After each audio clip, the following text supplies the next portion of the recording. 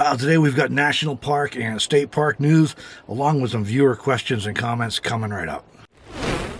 Well, thanks for joining today. If we're just meeting, my name is Robert Witham. I'm just a guy who's had a lifelong love affair with the open road and road trips.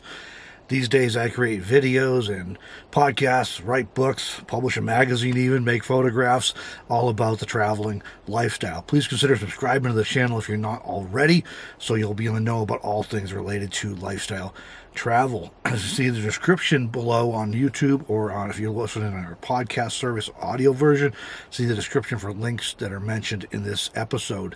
And if you're interested in the traveling lifestyle or nomadic lifestyle, you may be interested in my book, How to Be a Successful 21st Century Nomad, or in an online course I have that's continually being updated titled Nomad Lifestyle 101. You can find links to both of those in the description as well, or just head to my website at robertwitham.com.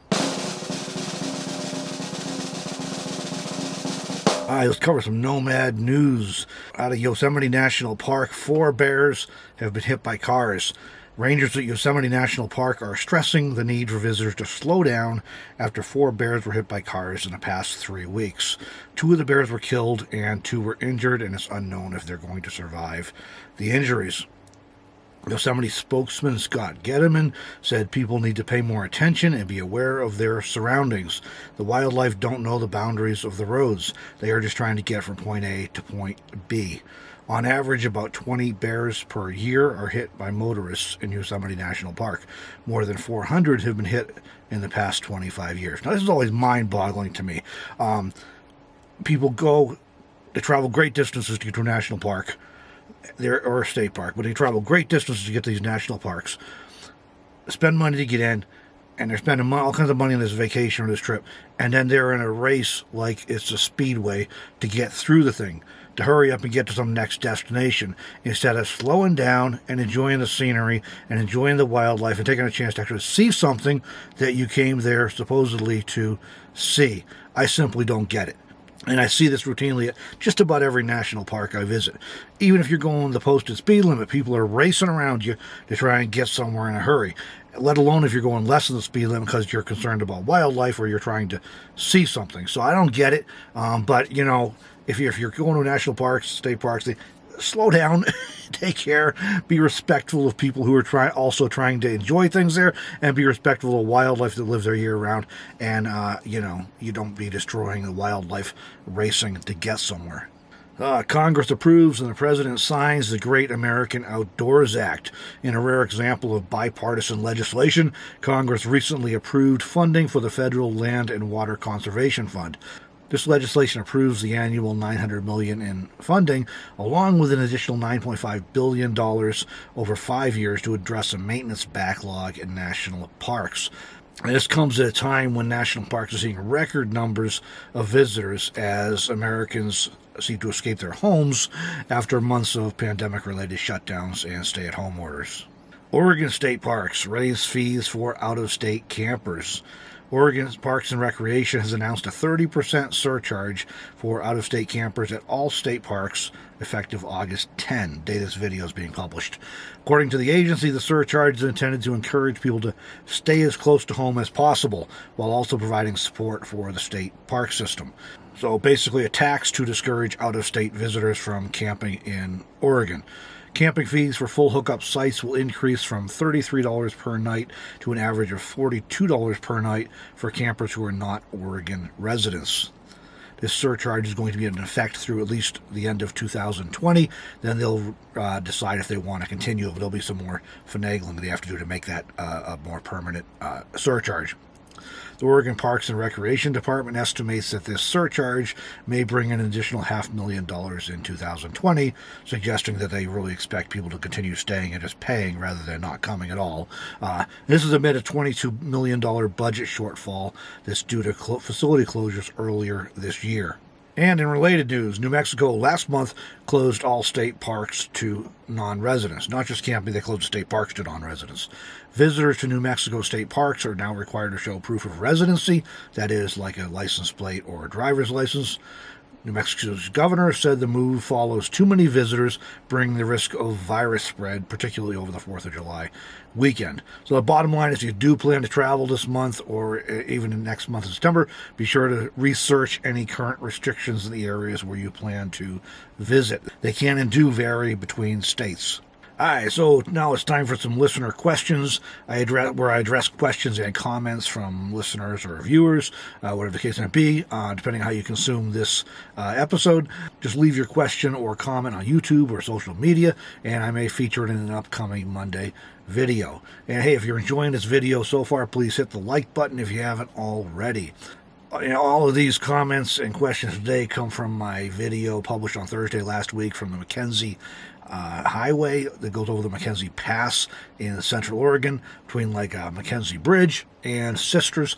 Wonderful highway. I found an accident and well worth checking out if you're in the area sometime, whether this year or next year, whatever. But Judy Rice, oh my goodness, so very beautiful. Wish I were there. How blessed you are to have a job like this. Man, I could not agree more, Judy. I am absolutely blessed and very fortunate to be able to do what I do for work. It's been a long time in the works getting here, but I very much enjoy what I do.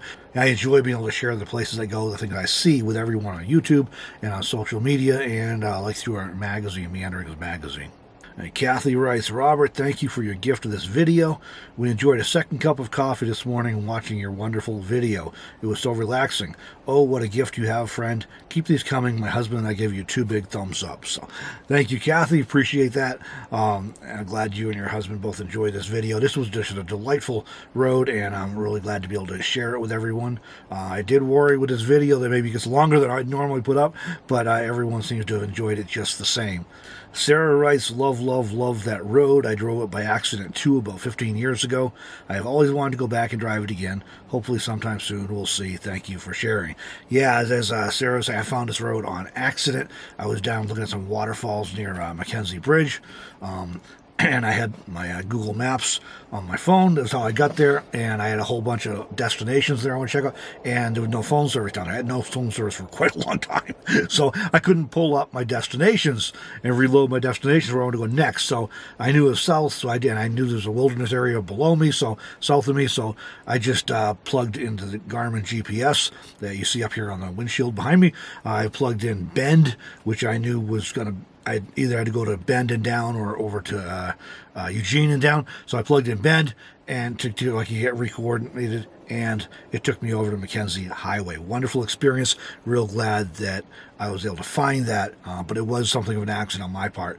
And Judy writes, my goodness, what gorgeous country. I feel as though I have been on a small trip myself. I really enjoy riding along, as staying in during COVID has just about sent me over the edge. LOL, thanks for the ride.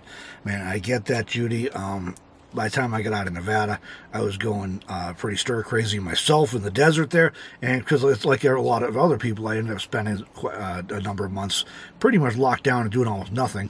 And even still, when I am traveling, I want to emphasize I'm being very, very careful.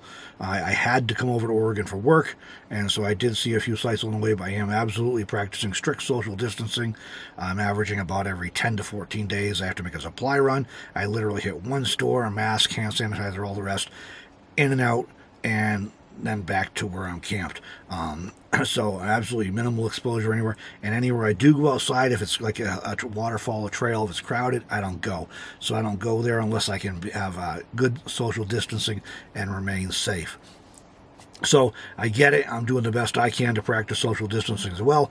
And I'm glad that I'm able to have some opportunities to get some good footage and photos to share with everyone, because I know clearly it's not possible for everyone to get out right now, and not everyone's going to be living or spending time right now in places that are really scenic. So I'm glad that I happened to have to be here for some work and I'm able to share some of this with everyone. Okay, next comment. Thank you so much, Robert. That just might be my favorite spot on Earth, and I'm so glad you showed the whole thing.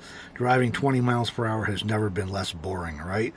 Yeah, that is so true. And as I was saying earlier, I was afraid this was going to be too long. I cut almost the whole ride up the one side to the pass is in that video.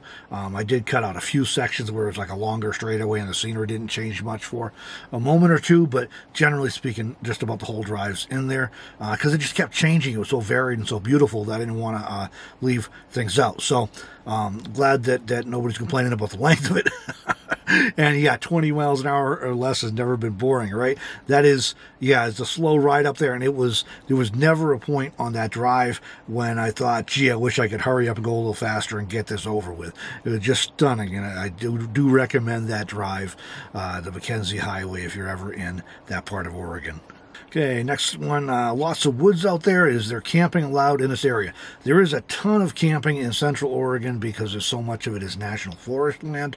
I didn't pay much attention on this road to whether there were going to be any camping along this road. It is only a seasonal road, and it is sandwiched between a couple of wilderness areas, so it's possible I just didn't really pay attention to it because I need good sunlight for solar, and that's really a challenge in Oregon. And I also need a good cell signal for work, and which is again a challenge in Oregon. So I didn't have either one through there because of the forest. I would have some sun on the top, of course, but still no cell signal. So yeah, there is a lot in the area. I don't know about this particular road. You get over the pass and get into Sisters. There's quite a bit of camping around there. So there's plenty of forest camping. It's just difficult for me because as I'm going along, if I'm thinking where I might camp, I'm watching for openings where I could get enough sunlight, and I'm looking for cell signal. And that whole area is pretty much devoid of cell signal and pretty heavily forested. So. And Brent asked, what the heck happened at the top of the pass? I have never seen anything like that before. You know, and I don't know. There's a ton of dead trees up there, and I don't know if it's beetle kill. I don't know if it's just remnants of a forest fire from years ago. I tried Googling it, and I couldn't really get any clarity on that. Part of it, I don't know the exact area, so you'll see articles talking about different areas, and they didn't specifically say where I was looking, so I'm not sure. But yeah, I know from the comments, several people live in the area or have lived in the area. So if you know what happened on the top, why there's all those dead trees, I've had a few people comment on that. Please leave a comment below on this video and let me know, what's going on. Let all of us know what's going on up there, what happened, and why there's so many dead trees on the top of McKenzie Pass. Well, thanks for joining me this week, everyone. If you're interested in knowing more about the nomadic life, please consider subscribing to the channel or subscribing to the audio podcast that's published on Mondays as well, if you're not already. And also, again, you may be interested in my book, How to Be a Successful 21st Century Nomad, or my online course, Nomad Lifestyle 101. Links to both are in the video description on YouTube, and you can visit my website as well at robertwitham.com to learn more about those offers. Thanks again for joining me in this video. I will catch you next Monday.